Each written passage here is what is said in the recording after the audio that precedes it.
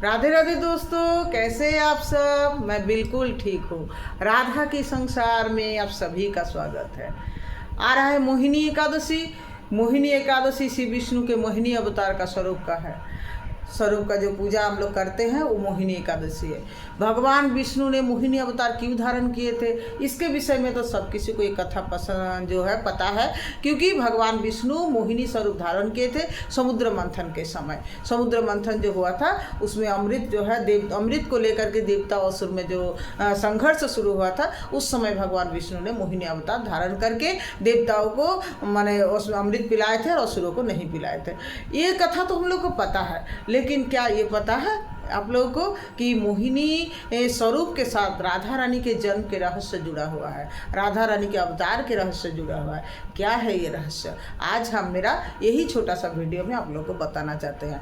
Channel में नए हैं तो चैनल को सब्सक्राइब कर लीजिएगा, और आप लोगों को ये कथा अगर अच्छा लगेगा तो मुझे लाइक कर दीजिएगा, शेयर कर दीजिएगा इस वीडियो को, कि सबको इसको जानकारी हो जाए। ज़्यादा से ज़्यादा शेयर कीजिएगा, तभी तो सब कोई कथा को जान पाएंगे ना। हम लोग को सनातन संस्कृति के पौराणिक कथा को सबको जान पाएंगे ना, तो जरूर से जरूर शेयर कर दीजिएगा।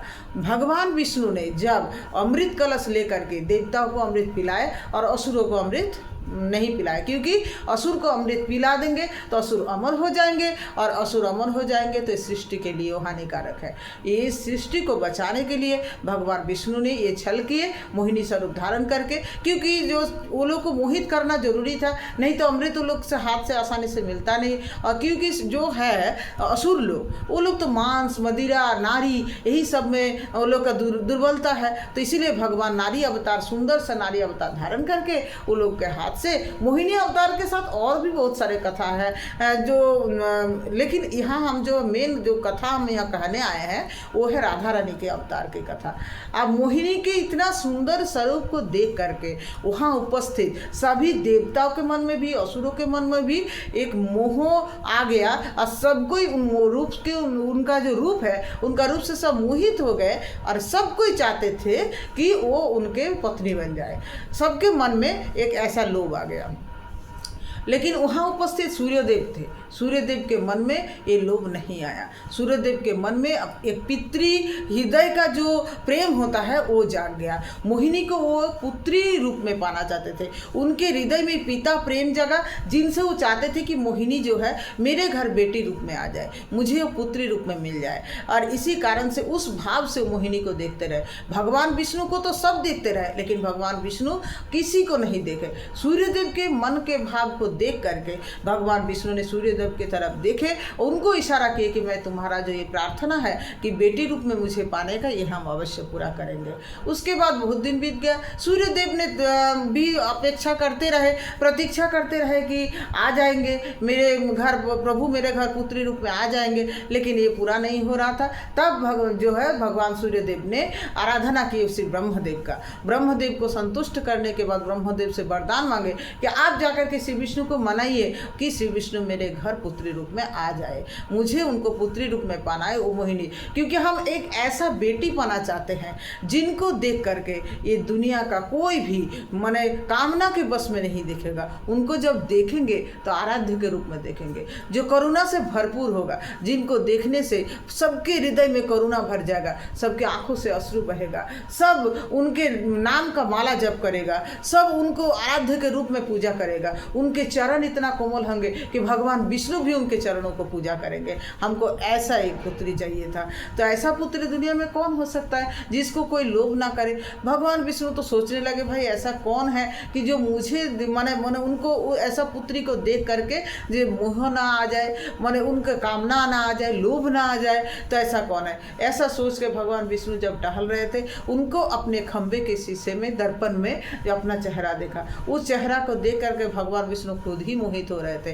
तब भगवान विष्णु ने उस जो चेहरा है वो चेहरा को श्रृंगार करके एक नारी स्वरूप बना दिया, और नारी स्वरूप बना करके वो जो है भगवान विष्णु उनको अब राधा नाम दिए, और वही राधा जो है आए श्री सूर्यदेव के घर में। जब सूर्यदेव ने वृंदावन में विश्वभानु के रूप में जन्म लिए और सूर्यदेव के पत्नी कीर्तिदा महारानी के रूप में जन्म लिए, तब उनके घर श्री राधा रानी का अवतार हुआ। राधा रानी श्री विष्णु का ही अवतार है, इसीलिए तो कहा जाता है कृष्ण ही राधा है और राधा ही कृष्ण है। राधा नाम बोलने से किसी के मन में कामना नहीं आता है। राधा नाम बोलने से सबके हृदय करुणा से भर जाता है। राधा को सब कोई आराध्य के रूप में पूजा करते हैं। और राधा रानी के चरण ऐसे है कि भगवान विष्णु भी उनके चरण दबाते हैं। उनके चरण को पाने के लिए श्री कृष्ण भी राधे राधे का जप करते रहते हैं। तो हम लोग सब कोई राधा राधा जैसे बोलते हैं, हृदय प्रफुल्लित हो जाता है, मन में अनुभव आ जाता है दूसरा, और हृदय आंखों से अश्रुधारा बहने लगते। राधा नाम में एक ऐसा जादू है कि राधा नाम कहने से भगवान श्री विष्णु को ये राधा नाम इतना पसंद है कि राधा नाम जो करता है भगवान विष्णु उनके पीछे पीछे फिरते हैं, श्री कृष्ण उनके पीछे पीछे फिरते हैं। तो हम लोग यही कथा में जाने की जो राधा रानी है कैसे उनका अवतार वृषभानु जी के घर में हुआ था वृंदावन में। वो श्री कृष्ण का ही मोहिनी स्वरूप का जो स्वरूप है वही है राधा रानी, जो सूर्यदेव ने कामना किए थे कि वो मेरे पुत्री रूप में आ जाए मेरे घर में।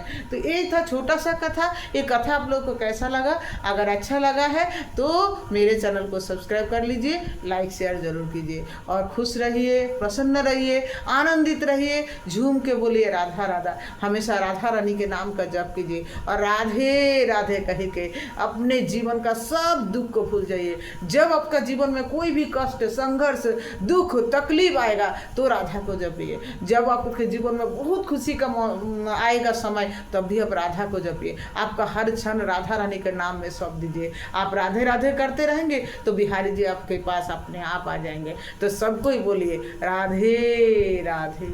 राधे राधे दोस्तों।